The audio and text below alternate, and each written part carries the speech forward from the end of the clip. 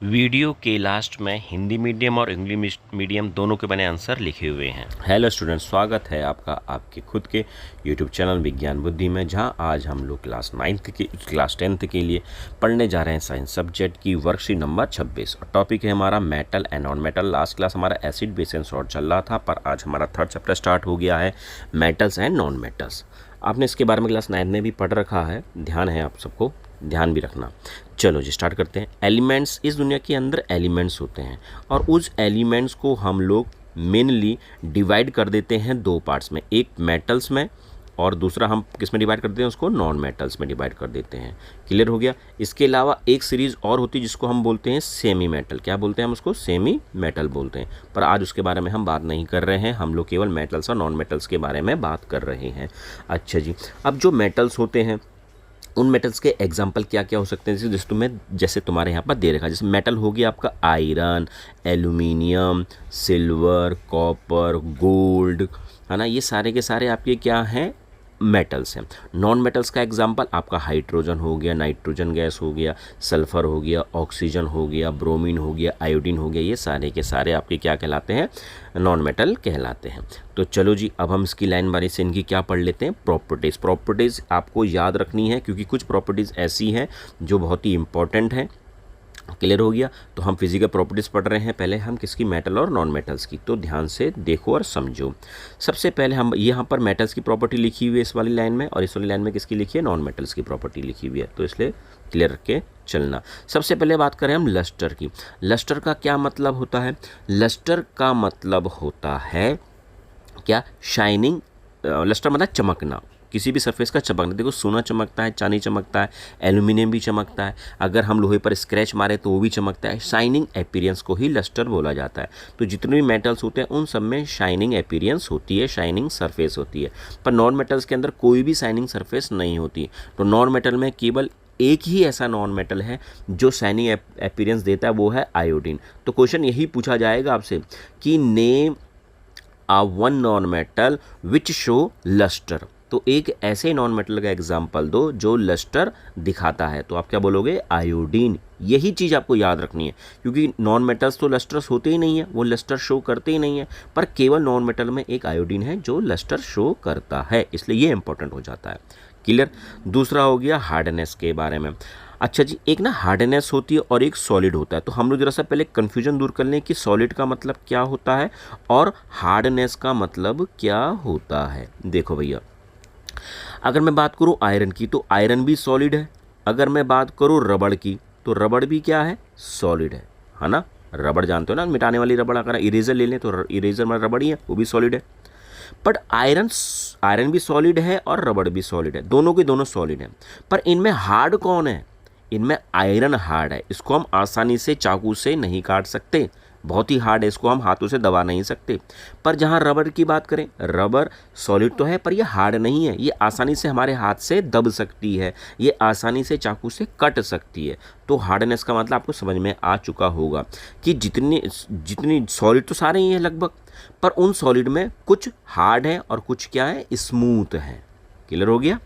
तो हार्डनेस और स्मूथ का मतलब समझ में आ जाना चाहिए, और हार्डनेस और सॉलिड में भी आपको अंतर समझ में आ जाना चाहिए। चलो जी, आ गया होगा समझ में। हार्डनेस की बात कर रहे हैं तो जितने भी मेटल्स होते हैं वो लगभग हार्ड ही होते हैं, एक्सेप्ट कौन कौन से, सोडियम, लिथियम और पोटेशियम। तो ये तीन, देखो जितने भी मेटल्स होते हैं सारे हार्ड होते हैं, आप खुद देख लो, गोल्ड हो गया, एल्यूमिनियम हो गया, कॉपर हो गया, ये सारे के सारे कैसे हार्ड है।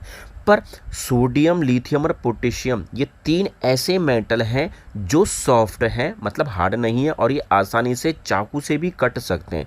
तो आपको केवल वही चीज़ याद रखनी है जो अपने रूल को फॉलो नहीं कर रही है, क्योंकि मेटल्स हार्ड होते हैं, पर ये कुछ ऐसे मेटल्स हैं जो हार्ड नहीं है, ये रूल को फॉलो नहीं कर रहे हैं, तो आपको वही चीज़ याद रख कर चलनी है। अच्छा जी, नॉन मेटल की बात करते हैं। नॉन मेटल तो सॉफ्ट होते हैं एकदम, पर इनमें भी एक ऐसा नॉन मेटल है जो सॉफ्ट नहीं है, वो कौन है, डायमंड। कार्बन की फॉर्म होती है एक डायमंड। डायमंड देखा ना, डायमंड की अंगूठी बनती है जो, तो डायमंड कार्बन होता है, और डायमंड सबसे हार्डेस्ट सब्सटेंस है इस दुनिया में, ये आप याद रखोगे। क्लियर हो गया, बहुत इंपॉर्टेंट है, याद रखना है आपने। दूसरा, अब हम चल रहे हैं इसकी स्टेट की। अब स्टेट का मतलब क्या होता है, स्टेट का मतलब वही भैया, इस दुनिया के अंदर मैटर तीन स्टेट में रह सकते हैं, या तो सॉलिड स्टेट में, या फिर लिक्विड स्टेट में, लिक्विड स्टेट जानते हो ना आप लोग, मतलब पानी जैसी चीज़ें, या फिर गैस स्टेट में, 3 स्टेट में रह सकते हैं। तो जो मेटल्स होते हैं वो क्या होते हैं, सॉलिड स्टेट में होते हैं। किस में होते हैं, सॉलिड स्टेट में। पर एक मेटल ऐसा है इस दुनिया के अंदर जो लिक्विड फॉर्म में है, वो कौन है, मरकरी। मरकरी देखा, थर्मामीटर के अंदर मरकरी होता है। बस आपको यही चीज़ें याद रखनी है जो अपने रूल को फॉलो नहीं कर रही है। मरकरी मेटल होते हुए भी सॉलिड नहीं है, क्या है, वो लिक्विड है। क्लियर। अच्छा जी, नॉन मेटल में देखो, नॉन मेटल में जो मेटल नॉन मेटल होते हैं वो सॉलिड भी हो सकते हैं, वो गैस भी हो सकते हैं। बस केवल एक ब्रोमीन ही एक ऐसा नॉन मेटल है जो लिक्विड है, जो लिक्विड है। आप लोगों को ये याद रखना है। नेक्स्ट आ गया आपका क्या, मेलाइबिलिटी। मेलाइबिलिटी का क्या मतलब होता है भैया, अगर मैं हथौड़े, एक लोहे का एक मोटा टुकड़ा लूँ और उसमें मैं हैमरिंग करते रहूँ, उस पर हथौड़ा मारता रहूँ, तो वो क्या हो जाएगा, पतली शीट में चेंज हो जाएगा। आपने एल्यूमिनियम की फॉयल देखी है, आपने बर्फ़ी खाई होगी, उस बर्फ़ी के ऊपर चांदी की लेयर लगी हुई होती है पतली सी। तो जितने भी मेटल्स होते हैं वह अगर उन पर हम हथौड़ा मारें तो वो पतली शीट में चेंज हो जाते हैं। उसी प्रॉपर्टी को हम क्या बोलते हैं, मेलाइबिलिटी बोलते हैं। अच्छा, नॉन मेटल नॉन मेलाइबल होते हैं। ये क्या, अगर हम हथौड़ा मारेंगे टूट जाएंगे, ये एक पतली शीट नहीं बनेंगे। जैसे पत्थर को मारेंगे तो टूट जाएगा ना, वो चूरे चूरे उसके क्या हो जाएंगे, चूरे चूरे हो जाएंगे। कांच में हथौड़ा मारेंगे तो उसके चूरे चूरे हो जाएंगे। वैसे ही नॉन मेटल हो जाता है। अब बात करिए हमने डक्टिलिटी की। डक्टिलिटी का क्या मतलब है भाई, डक्टिलिटी का मतलब है, देखो आप च्युइंगम खाते हो और च्युइंगम को अगर आप मुंह पे पकड़ के हाथ से खींचते हैं, अगर बचपन में करते थे हम लोग भी, आप लोग भी करते होंगे कि उसको खींचो तो लंबा सा तार बन जाता है। तो इस दुनिया के अंदर जितनी मेटल्स हैं, अगर उनको हम गर्म करें और गर्म करने के बाद उसको खींचे तो वो लंबा तार बने जाएगा। तो आपने देखा वो मेटल के ही वायर होते हैं, जैसे एल्यूमिनियम का वायर होता है, कॉपर का वायर होता है, आयरन के वायर होते हैं, है ना। तो डक्टाइल का मतलब कि मेटल को खींचेंगे तो वो तार बन जाएंगे, पर नॉन मेटल तार नहीं बन सकते, वो तो टूट जाते हैं। क्लियर हो गया। अच्छा जी, नेक्स्ट प्रॉपर्टी पढ़ते हैं हम लोग। अब क्या है, conduction of heat and electricity. मतलब हीट को भी कंडक्ट करना और इलेक्ट्रिसिटी को भी कंडक्ट करना। तो मेटल्स अच्छे गुड कंडक्टर होते हैं और अच्छे इलेक्ट्रिसिटी के भी कंडक्टर होते हैं। गुड कंडक्टर हीट के भी होते हैं और गुड कंडक्टर इलेक्ट्रिसिटी के भी होते हैं। पर केवल जो लेड है और मरकरी है ये नहीं होते। देखो फिर एक्सेप्शन आ गया, फिर जो अपने रूल को फॉलो नहीं कर रहे हैं, लेड और मरकरी। अच्छा जी, नॉन मेटल तो पुअर कंडक्टर ऑफ हीट होते हैं, इलेक्ट्रिसिटी होते हैं, पर इसमें केवल एक ही ऐसा मटेरियल है जो गुड कंडक्टर ऑफ इलेक्ट्रिसिटी होता है। वो कौन है आपका, ग्रेफाइट। इंपॉर्टेंट क्वेश्चन पेपर में पूछा जाएगा। डेंसिटी, मेटल की डेंसिटी हाई होती है।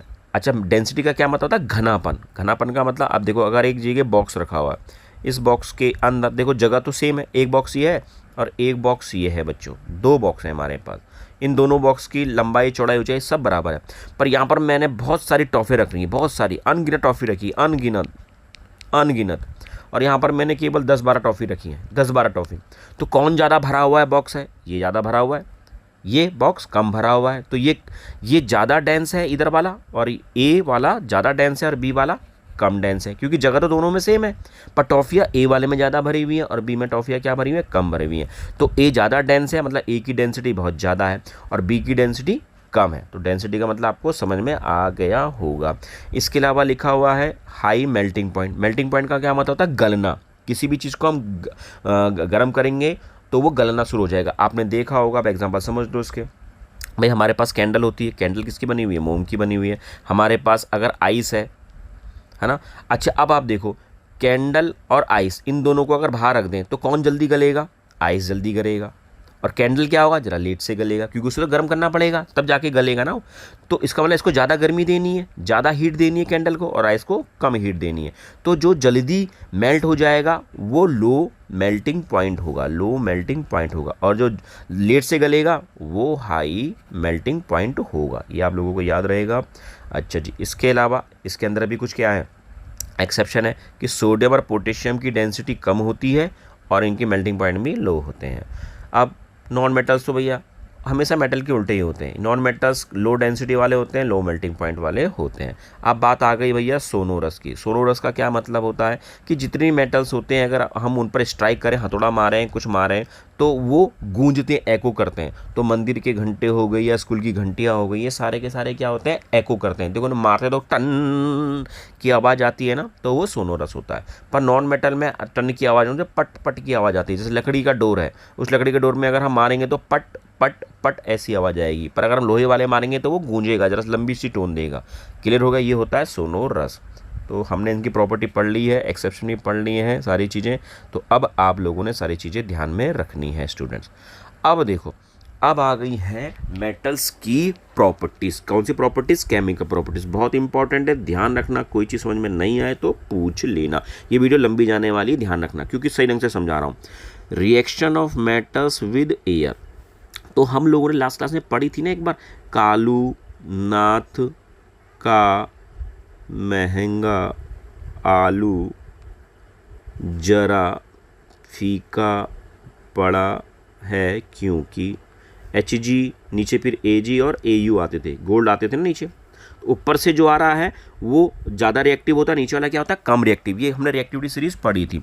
तो इसी को ध्यान में रखना है स्टूडेंट्स, इसी को ध्यान में रखना है। क्या ध्यान में रखना है, अब वो चीज़ मैं आपको बताने जा रहा हूँ। तो देखो student, reaction of metals with air, तो जो ऊपर की चीज़ें होती हैं जैसे पोटेशियम और सोडियम है, ये रिएक्टिविटी सीरीज में सबसे ऊपर आती हैं।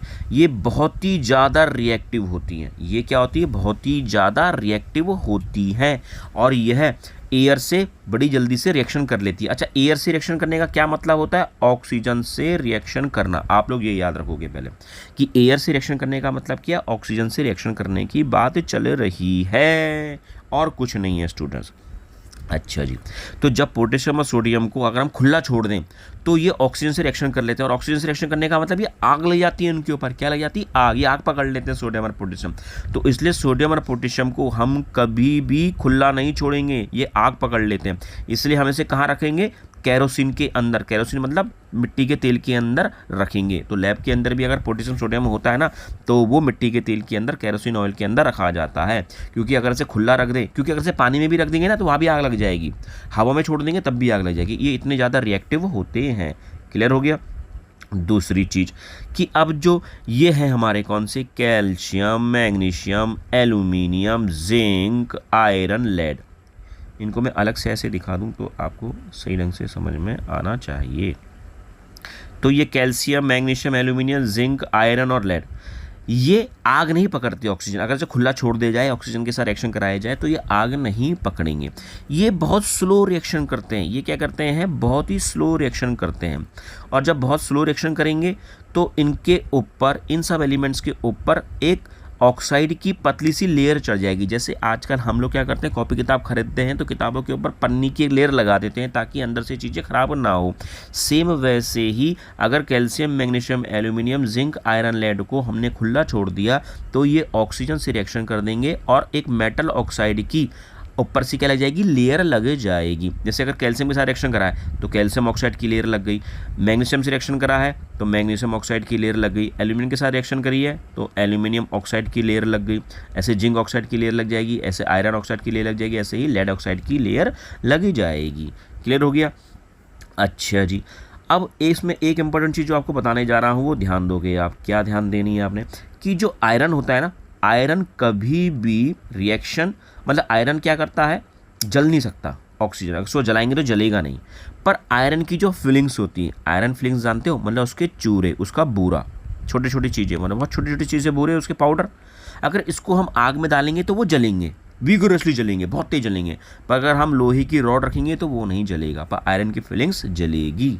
क्लियर। अच्छा जी, अब जो रिएक्टिविटी सीरीज में सबसे नीचे आते हैं जैसे गोल्ड, सिल्वर, ये तो ऑक्सीजन से रिएक्शन करते ही नहीं है, ये तो ऑक्सीजन से रिएक्शन करते ही नहीं है। तो रिएक्टिविटी सीरीज बहुत ही इंपॉर्टेंट है, जिससे हमें पता चल रहा है कि ऊपर के बहुत जल्दी ऑक्सीजन से रिएक्शन करते हैं, राख पकड़ लेते हैं, बीच वाले रिएक्शन कम करते हैं, और जो सबसे नीचे वाले होते हैं वो तो रिएक्शन करते ही नहीं हैं। क्लियर हो गया। अच्छा जी स्टूडेंट्स, ये आपको समझ में आ गया है। अब हम पढ़ते हैं एम्फोटेरिक ऑक्साइड की। ये क्या होते हैं भैया, एम्फोटेरिक ऑक्साइड मतलब ऐसे ऑक्साइड्स, ऐसे मेटल ऑक्साइड्स। अच्छा, आप बोलोगे मेटल ऑक्साइड्स क्या है भैया, कोई भी मेटल जब ऑक्सीजन से रिएक्शन करता है तो वो मेटल ऑक्साइड बनाता है, उसे हम मेटल ऑक्साइड कहते हैं। एग्जाम्पल मैंने आपको बता ही दिया अभी, कौन कौन सा एग्जाम्पल बताया मैंने आपको भैया, कि जिंक अगर ऑक्सीजन से रिएक्शन करेगा तो क्या बनेगा, जिंक ऑक्साइड। कैल्शियम अगर ऑक्सीजन से रिएक्शन करेगा तो कैल्शियम ऑक्साइड। अच्छा, आयरन रिएक्शन करेगा ऑक्सीजन से तो आयरन ऑक्साइड। क्लियर हो गया, ये आपकी क्या हो गया, ऑक्साइड्स हो गए।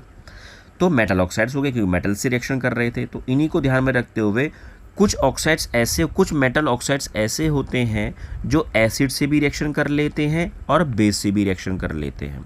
तो ऐसे ऑक्साइड एम्फोटेरिक ऑक्साइड कहलाते हैं। और जब भी मेटल ऑक्साइड रिएक्शन करेंगे एसिड या बेस से तो हमेशा सॉल्ट बनाएंगे और वाटर बनाएंगे, और इन्हीं ही मेटल ऑक्साइड्स को हम एम्फोटेरिक ऑक्साइड्स बोलते हैं। एग्जाम्पल हैं इसके दो, एक है जिंक ऑक्साइड, ये भी एम्फोटेरिक ऑक्साइड है, और एक है आपका एल्यूमिनियम ऑक्साइड, ये भी आपका एम्फोटेरिक ऑक्साइड है। ये दोनों ऑक्साइड आपके एसिड से भी रिएक्शन कर सकते हैं और बेस से भी रिएक्शन कर सकते हैं। इंपॉर्टेंट था बच्चों। चलो जी आगे बढ़े अब हम लोग। तो इसकी ये एग्जांपल दे रखे हैं, आपको ये ध्यान रखना है। देखो एल्यूमिनियम ऑक्साइड का एग्जांपल दिया है, एसिड, HCl क्या है, एसिड है, एसिड के साथ रिएक्शन कर रहा है। फिर एल्यूमिनियम ऑक्साइड किसके साथ रिएक्शन कर रहा है, बेस के साथ रिएक्शन कर रहा है। और ये वाली रिएक्शन बहुत इंपॉर्टेंट है बेस के साथ, क्योंकि यहाँ पर बनना है सोडियम एल्यूमिनेट, NaLaOT, इसका नाम होता है सोडियम एल्यूमिनेट।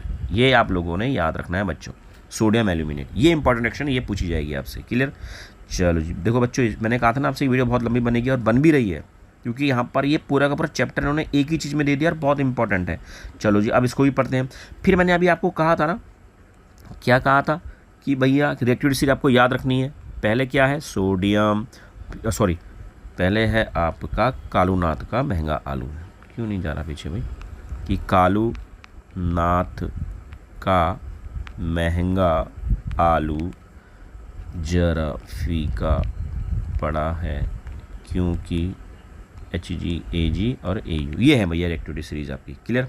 अब इस रिएक्टिविटी सीरीज के अंदर आप लोगों को याद रखना है, अब पानी के साथ रिएक्शन हो रही है, मेटल की किस रिएक्शन हो रही है, पानी के साथ। तो मेटल की जब पानी के साथ रिएक्शन होती है तो मेटल ऑक्साइड बनता है और हाइड्रोजन गैस बनती है, ये आप लोगों को याद रखना है। हाइड्रोजन गैस एक कैसी है, जलने वाली गैस है, ये बर्न हो जाती है जल्दी से और ये फट जाती है, अगर ज़्यादा जलेगी तो ये फट जाएगी बम की तरह।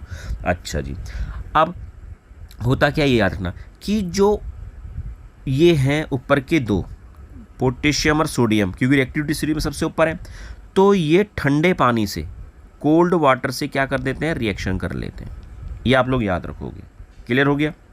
अच्छा जी, दूसरा कि आपके जो हैं क्या, ये मैग्नीशियम, एल्यूमिनियम, सॉरी जो मैग्नीशियम है, अरे पीछे हो जा भैया, कि जो ये आपका मैग्नीशियम है, मैग्नीशियम आपका गर्म पानी से क्या कर सकता है, रिएक्शन कर सकता है। उसके अलावा फिर आपके जो नई चीज़ें आ गई, नीचे नई चीज़ का जो नीचे चीज़ें आई हैं, कौन कौन सी, जैसे एल्यूमिनियम, जिंक, आयरन, ये जो चीज़ें हैं ये आपके किससे रिएक्शन करती है, स्टीम से। स्टीम जानते हो ना, भाप से रिएक्शन करती है।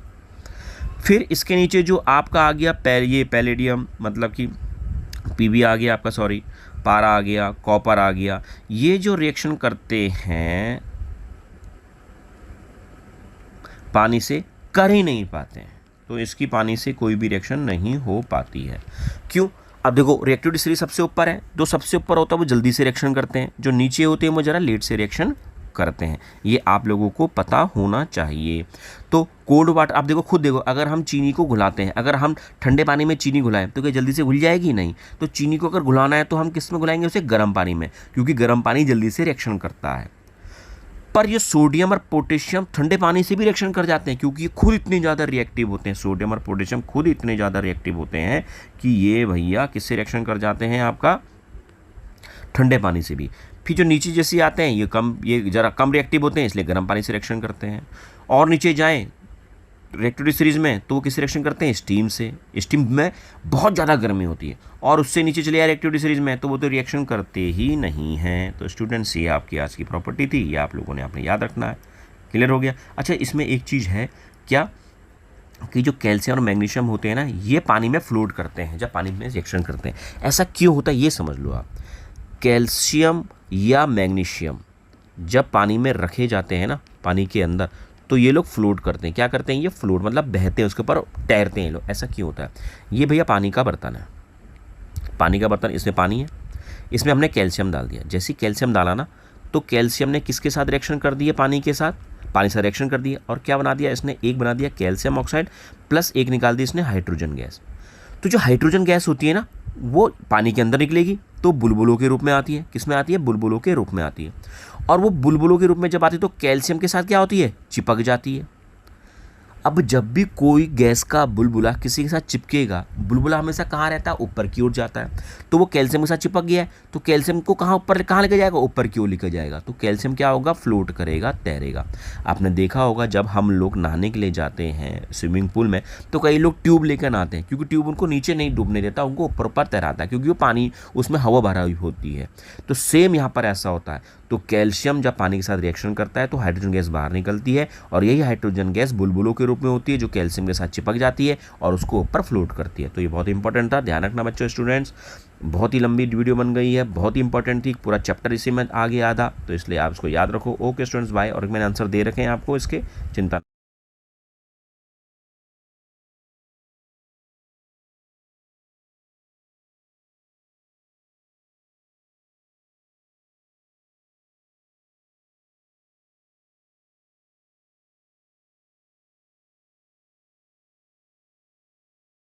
चिंता ना करो आप।